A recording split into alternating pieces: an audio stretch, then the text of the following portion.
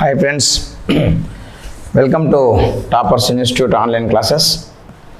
సరే, మనము ఈరోజు ఇంతకుముందు చూసినట్లయితే మన భారతదేశంలో బ్రిటిష్ వారిని భారతదేశం నుంచి పంపించడం కొరకు, ముఖ్యంగా చూస్తే భారతదేశంలోని ప్రజలలో అవేర్నెస్ తీసుకురావడం కొరకు, వాళ్ళ యొక్క పరిపాలనా విధానం వల్ల మనం పడుతున్నటువంటి బాధలను వాళ్ళ దృష్టికి తీసుకురావడం కొరకై అనేక కార్యక్రమాలను ఏర్పాటు చేయడం జరిగింది. ముఖ్యంగా చూసినట్లయితే సాంస్కృతిక పునరుజ్జీవనం వచ్చింది. భారతదేశ ప్రజలలో చైతన్యం తీసుకురావడానికి, అంటే వాళ్ళలో బ్రిటిష్ వారి వల్ల జరుగుతున్నటువంటి యొక్క ప్రజా వ్యతిరేక విధానాలను ప్రజలలోకి తీసుకురావడం అయితేనేమి, అటు తర్వాత భారత ప్రజలలో చైతన్యం తీసుకురావడం కొరకై పత్రికల యొక్క స్థాపన అయితేనేమి, ఆ తర్వాత ఇప్పుడు భారతదేశంలో మన యొక్క భారతీయుల ఎడల జరుగుతున్నటువంటి అంశాలను బ్రిటిష్ ప్రభుత్వానికి తెలియచేయటం కొరకై కొన్ని సంస్థలు కూడా వచ్చాయి. ఇప్పుడు బ్రిటిష్ వాడు భారతదేశాన్ని పరిపాలన చేస్తున్నాడు, కరెక్ట్, బాగానే ఉంది. అయితే మరి మనకు అనేకమైనటువంటి హక్కులతోటి అనేకమైనటువంటి అంశాలలో మనం అనేకమైనటువంటి మరి ఇబ్బందులను ఎదుర్కోవడం జరుగుతుంది బ్రిటిష్ వారి వల్ల. కాబట్టి మన హక్కులను ఇది మాకు ఇబ్బందికరంగా ఉంది, మాకు బ్రిటిష్ వారి పాలన వల్ల ఇలాంటిది ఉందని బ్రిటిష్ వారికి తెలియచేయటం కొరకై ఒకరొక్కరైతే పోయి అడగలేరు కదా. అందుకనే ఒక సమిష్టిగా కొన్ని సంస్థలు రావటం జరిగింది. ఆ విధంగా భారతదేశ ప్రజల కొరకై ఏర్పడినటువంటి అఖిల భారత స్థాయిలోని అతి గొప్ప సంస్థ భారత జాతీయ కాంగ్రెస్. అయితే భారత జాతీయ కాంగ్రెస్ ఏర్పడిన దగ్గర నుండి ఇండియన్ నేషనల్ కాంగ్రెస్ 1885 సంవత్సరం డిసెంబర్ 28వ తారీఖున ఏర్పడినట్లుగా మనం చెబుతున్నట్లయితే, ఇది ఏర్పడిన దగ్గర నుండి మనకు స్వాతంత్రం వచ్చే వరకు 1947 ఆగస్టు 15 వరకు ఉండే కాలాన్ని భారతదేశ చరిత్రలో భారత స్వాతంత్రోద్యమ చరిత్ర అంటారు, ఇండియన్ ఫ్రీడమ్ స్ట్రగుల్ అంటారు. ఎప్పుడు భారత జాతీయ కాంగ్రెస్ ఆవిర్భవించిన దగ్గర నుంచి, అంటే భారత జాతీయ కాంగ్రెస్ తోటే ఉద్యమం స్టార్ట్ అయిందా, అంతకుముందు సంస్థలు లేవా అనంటే భారత జాతీయ కాంగ్రెస్ కంటే ముందు కూడా అనేకమైనటువంటి సంస్థలు వచ్చాయి. ఆ విధంగా భారత జాతీయ కాంగ్రెస్కు ముందు వెలుగులోకి వచ్చినటువంటి సంస్థల గురించి మనం ఒక్కొక్క అంశాన్ని గురించి మనం చూద్దాము. ఆ విధంగా భారత జాతీయ ఐఎన్సికి ముందు, భారత జాతీయ కాంగ్రెస్కు ముందు మన భారతదేశంలో వెలుగులోకి వచ్చినటువంటి సంస్థల గురించి ఒక్కసారి చూసినట్లయితే, భారతదేశంలోనే మొట్టమొదటిసారిగా వెలుగులోకి వచ్చిన సంస్థ అండి. గతంలో 2-3 సార్లు ఈ క్వశ్చన్ అడగడం జరిగింది. సివిల్స్లో కానీ, గ్రూప్ 1లో కానీ, గ్రూప్ 2లో కానీ అడుగుతూ ఉన్నారు. కాబట్టి జనరల్గా చూసినట్లయితే మన యొక్క భారతదేశంలో భారత ప్రజల యొక్క భావాన్ని, భారత ప్రజల యొక్క మరి ఈ యొక్క సమస్యలను బ్రిటిష్ వారి దృష్టికి తీసుకుపోవడం కొరకై ఒక్కొక్కరికి సాధ్యం కాదు. కాబట్టి అందరినీ కలుపుకొని ఒక సంస్థగా ఏర్పడి తమ యొక్క బాధలను, భావనలను ప్రభుత్వం దృష్టికి తీసుకురావడానికై భారతదేశంలోనే మొట్టమొదటిసారిగా ఏర్పడినటువంటి సంస్థనే ఏది, Bengal land holders society. Bengal land holders society, చూడండి, దీన్ని బెంగాల్ ల్యాండ్ హోల్డర్స్ సొసైటీ అనేదిగా మనం చూసాము. బెంగాల్ ల్యాండ్ హోల్డర్స్ సొసైటీ అంటారు, అంటే బెంగాల్ భూస్వాముల సంస్థ. ఈ బెంగాల్ భూస్వాముల సంస్థని 1838వ సంవత్సరంలో కలకత్తాలో మన యొక్క ద్వారకానాథ ఠాగూరు అనేటైన ఏర్పాటు చేయటం జరిగింది. ఈ యొక్క బెంగాల్ ల్యాండ్ హోల్డర్స్ సొసైటీ అనేటువంటి సంస్థను ద్వారకానాథ ఠాగూరు అనే అతను 1838వ సంవత్సరంలో కలకత్తాలో ఏర్పాటు చేశాడు. మరి ఈ ద్వారకానాథ ఠాగూర్ ఎవరయ్యానంటే మన యొక్క రవీంద్రనాథ ఠాగూర్ యొక్క తాతగారు. రవీంద్రనాథ ఠాగూర్ యొక్క తండ్రి పేరేమో దేవేంద్రనాథ ఠాగూరు. దేవేంద్రనాథ ఠాగూరు తండ్రి పేరేమో ద్వారకానాథ ఠాగూరు. ఈ ద్వారకానాథ ఠాగూరే భారతదేశంలో మొట్టమొదటిసారిగా మన యొక్క సమస్యలను ప్రభుత్వం దృష్టికి తీసుకుపోవడానికై ఒక మొట్టమొదటి సంస్థను ఏర్పాటు చేశాడు. దాన్నే బెంగాల్ భూస్వాముల సంస్థ అని, దీన్నే బెంగాల్ జమీందార్ల సంస్థగా పేర్కొంటారు. దీన్ని ఇంగ్లీష్లో అయితే బెంగాల్ ల్యాండ్ హోల్డర్స్ సొసైటీగా పేర్కొనడం జరిగింది. ఈ బెంగాల్ ల్యాండ్ హోల్డర్స్ సొసైటీ ఏర్పడిన తర్వాత ప్రజలలో అంటే వాళ్ళ సమస్యలు అంటే బెంగాల్ ల్యాండ్ హోల్డర్స్ అంటే ఏంది, జమీందారులు మాకు సమస్యలు ఉన్నాయని ప్రభుత్వానికి ఒక విజ్ఞాపన పత్రాన్ని సమర్పిస్తూ వాళ్ళ యొక్క సమస్యల పరిష్కారం కొరకు మొదటిసారిగా వెలుగులోకి రావడం జరిగింది భారతదేశంలో. అందుకనే భారతదేశంలో మొదటిసారిగా వెలుగులోకి వచ్చినటువంటి సంస్థ ఏది బ్రిటిష్ వారు తమ సమస్యలను, భారత ప్రజల సమస్యలను బ్రిటిష్ ప్రభుత్వానికి తెలియచేయటం కొరకై మొదటగా వచ్చిన సంస్థ ఏది భారతదేశంలో అంటే బెంగాల్ ల్యాండ్ హోల్డర్స్ సొసైటీ.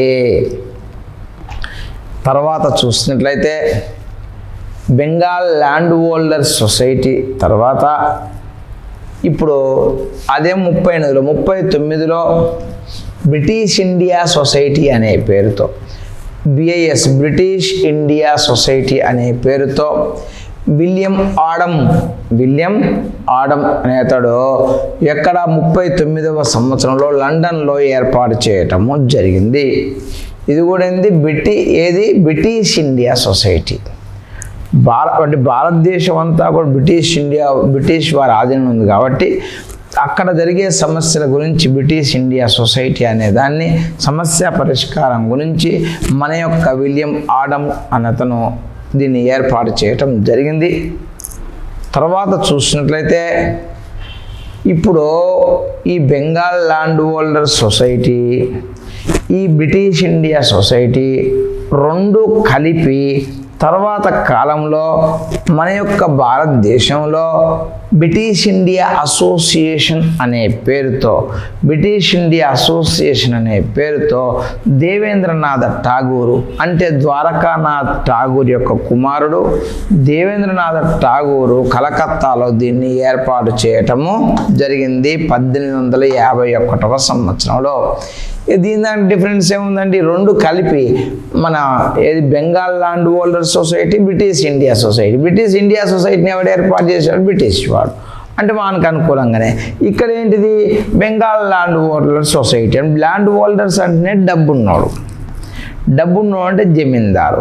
వాళ్ళ యొక్క హక్కుల గురించి అంటే వాళ్ళ డబ్బులు ఎక్కువ ఉన్న వాళ్ళ యొక్క హక్కుల గురించి ప్రస్తావిస్తూ ఏర్పాటు చేయటమే జరిగింది. కానీ సాధారణ వ్యక్తుల యొక్క సమస్యలను ప్రభుత్వం దృష్టికి తీసుకుపోవడానికి ఏర్పాటు కాలేదు. కాగా ఈ రెండు సంస్థలను కలిపి బ్రిటిష్ ఇండియా అసోసియేషన్ అనే పేరుతో ద్వారకానాథ ఠాగూర్ యొక్క కుమారుడు దేవేంద్రనాథ ఠాగూరు 1951వ సంవత్సరంలో కలకత్తాలో ఏర్పాటు చేయటము జరిగింది. తర్వాత చూసినట్లయితే ఇప్పుడిప్పుడే యువకులు స్వాతంత్రోద్యమంలోకి వస్తున్నారు.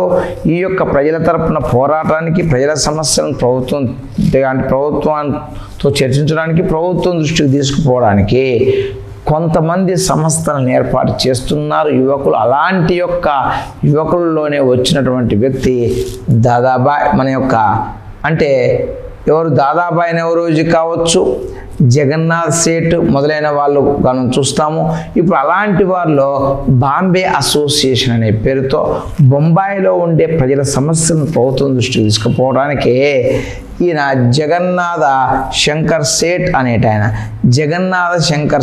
అనేటాయన 1952వ సంవత్సరంలో బాంబేలో ఒక సంస్థను ఏర్పాటు చేశాడు. దాన్నే బాంబే అసోసియేషన్ అంటారు.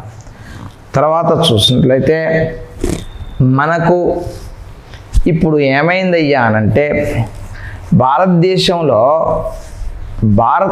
కొంతమంది మన భారత యువకులే భారతదేశంలో బ్రిటిష్ వారి పాలన వ్యతిరేకించొద్దు అంటున్నారు. ఆ బ్రిటిష్ వారి పాలన వల్లనే మనం అభివృద్ధి చెందుతున్నామనే భావన ఉన్నవారు.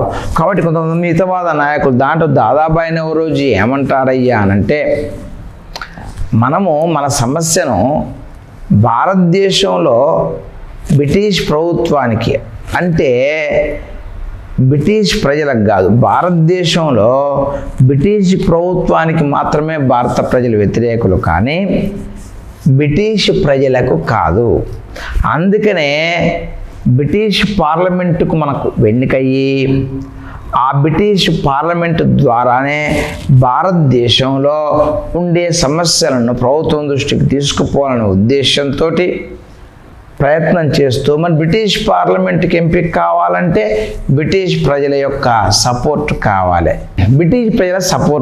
అందుకనే దాదాబాయి నౌరోజీ ఏం చేసిందంటే, బ్రిటిష్ ప్రజల సపోర్టుతో గెలుపొందాలంటే అక్కడ సంస్థను ఏర్పాటు చేయాలని లండన్ ఇండియన్ సొసైటీ అనే పేరుతో దాదాబాయి నౌరోజీ లండన్లో, ఇక్కడ కాదు లండన్లో 1865వ సంవత్సరంలో ఆయన ఒక సంస్థను ఏర్పాటు చేసి అక్కడ ప్రచారం చేస్తూ, మొత్తం మీద చూసినట్లయితే తర్వాత కాలంలో దాదాబాయి నౌరోజీ బ్రిటిష్ పార్లమెంటుకు ఎంపిక కావటం జరిగింది.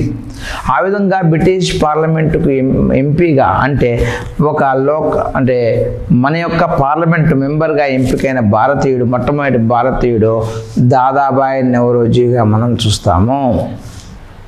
తర్వాత ఇతనే ఈస్ట్ ఇండియా అసోసియేషన్ అనే పేరుతో, మనమేమో జనరల్గా చూస్తే భారతదేశానికి బ్రిటిష్ వాళ్ళు ఈస్ట్ ఇండియా కంపెనీ వచ్చింది, కానీ ఈయన ఈస్ట్ ఇండియా అసోసియేషన్ అనే పేరుతో దాదాబాయి నౌరోజీ 1866వ సంవత్సరంలో లండన్లో, ఇక్కడ కాదు లండన్లో సంస్థను ఏర్పాటు చేయటం జరిగింది.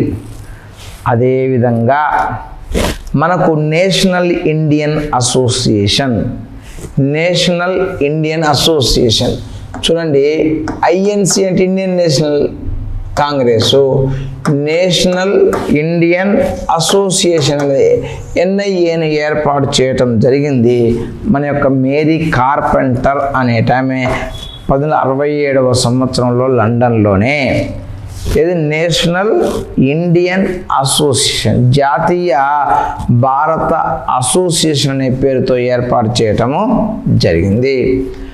కాగా ఇక అన్నిటికంటే ముఖ్యమైనటువంటి సంస్థలు పూనా సార్వజనిక సభ అనే దాన్ని, ఎందుకనంటే భారతదేశంలో ఉండే భారత ప్రజల సమస్యలను భారతదేశంలోనే భారతీయులతో కలిపి ఇవ్వాలి, కానీ లండన్కి పోయి లండన్ బేస్డ్గా సంస్థలను ఏర్పాటు చేస్తే ఏమి లాభం ఉండదనే ఉద్దేశంతోనే ఇప్పుడు పూనా సార్వజనిక సభను ఎస్హెచ్ చిప్లుంకర్, జీవి జోషి, మన యొక్క ఎంజి రనడే అనే వాళ్ళు ముగ్గురు కలిసి, ఎవరెవరు, ఎస్హెచ్ చిప్లుంకర్ అనేటాయన, జీవి జోషి అనేటాయన, ఎంజి రనడే, ఈ ముగ్గురు కలిసి పూనా సార్వజనిక సభను పూణేలో 1870వ సంవత్సరంలో ఏర్పాటు చేయటము జరిగింది. అయితే ఈ జీవి జోషిని ఏమంటారయ్యా అనంటే సార్వజనిక కాక అంటారు, అంటే అందరికీ బాబాయ్ అంటారు, అందరికీ అనుకూలంగా ఉండేవాడు జీవి జోషిని సార్వజనిక కాక, తెలుగులో అయితే అందరికీ బాబాయి అనే పేరుతో పేరు పొందాడు. ఇతన్ని ఇంగ్లీష్లో అయితే యూనివర్సల్ అంకుల్ అంటారు. ఎవరిని? జీవి జోషిని. సరే, మొత్తం మీద పూనా సార్వజనిక సభ ఈ యొక్క పూణే ప్రాంతంలో ఏర్పాటు కాగా ఇచ్చటి ప్రజల యొక్క సమస్యలను ప్రభుత్వం దృష్టికి తీసుకుపోవడానికి ఏర్పాటైనది. కాగా ఇండియన్ సొసైటీని ఆనందమోహన బోస్ అనేటైన 72లో లండన్లో ఏర్పాటు చేయటం జరిగింది. ఆనంద మోహన బోసు ఇండియన్ సొసైటీ అనేదాన్ని. ఇక అన్నిటికంటే ఇండియన్ అసోసియేషన్ అనేది చాలా ముఖ్యమైనది. ఇండియన్ అసోసియేషన్ను 1876వ సంవత్సరం జూలై నెలలో సురేంద్రనాథ్ బెనర్జీ అనేటైన ప్లస్ ఆనందమోహన్ బోస్ అనేవాళ్ళు ఇద్దరూ కలిసి కలకత్తాలో 1876వ సంవత్సరంలో ఇండియన్ అసోసియేషన్ను ఏర్పాటు చేయటం జరిగింది. ఇది చాలా ముఖ్యమైన సంస్థగా పేరు పొందిన విషయాన్ని చూస్తాము. ఆ తర్వాత చూసినట్లయితే దీని గురించి తర్వాత మనం డిస్కస్ చేసుకుంటాము. అదేవిధంగా మద్రాస్ మహాజనసభ 1884వ సంవత్సరంలో దీన్ని ఏర్పాటు చేసిన వారు మన యొక్క జి సుబ్రహ్మణ్య అయ్యర్ మద్రాసులో ఏర్పాటు చేశారు. జి సుబ్రహ్మణ్య అయ్యర్ అనేటువంటి హిందూ పత్రిక ఉంది కదా, దాని యొక్క ఫౌండర్లో ఈయన కూడా ఒకతడు. ఎవరో మన యొక్క జి సుబ్రహ్మణ్య అయ్యర్గా మనం చూస్తాము. అదేవిధంగా చూసినట్లయితే ఈయనే కాకుండా మన యొక్క వీర రాఘవాచార్యులు అనేటైన Subrahmanya Iyer, Veera Raghavacharyulu Subrahmanya Iyer, G Subrahmanya Iyer, G Subrahmanya Iyer plus G Subrahmanya Iyer అనేటైన ప్లస్ వీర రాఘవాచార్యులు అనేటైన మన యొక్క పి ఆనందాచార్యులు అనేవాళ్ళు ముగ్గురు కలిసి మద్రాస్ మహాజనసభను మద్రాసులో 1884లో ఏర్పాటు చేయటం జరిగింది. తర్వాత చూస్తే బాంబే ప్రెసిడెన్సీ అసోసియేషన్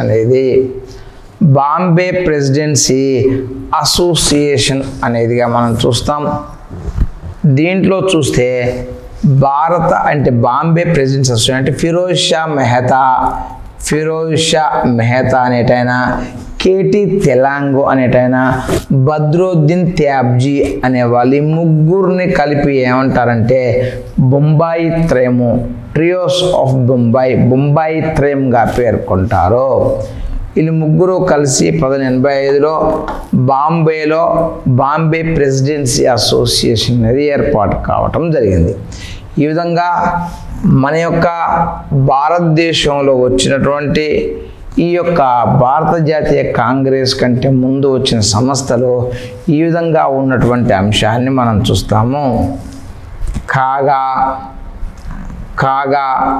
మనం జనరల్గా చూసినట్లయితే ఓకే, అయితే ఇలాంటి సంస్థలు అనేకంగా ఏర్పాటు కావడం జరిగింది.